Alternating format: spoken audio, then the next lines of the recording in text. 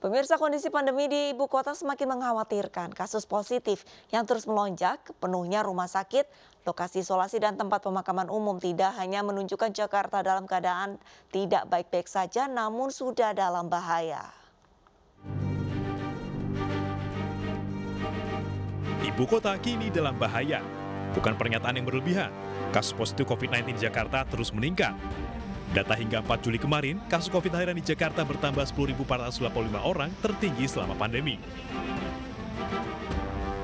Gubernur DKI Jakarta Anies Baswedan bahkan mengatakan Jakarta dalam keadaan genting atau darurat. Jakarta sedang dalam keadaan genting, situasi darurat.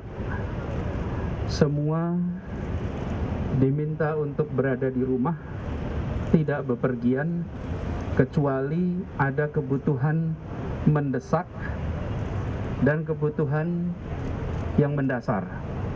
Tanpa itu, harap berada di rumah.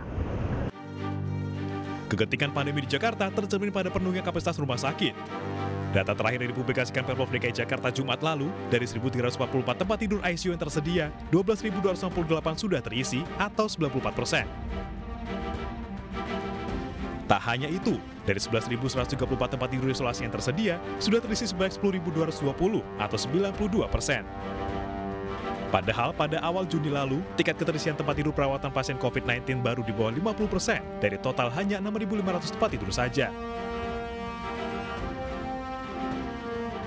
Kondisi darurat juga terjadi di tempat-tempat pemakaman umum di Jakarta. Saking penuhnya, proses pemakaman bahkan harus mengantri. Jumlah pemakaman dengan protokol COVID-19 di Jakarta juga terus meningkat.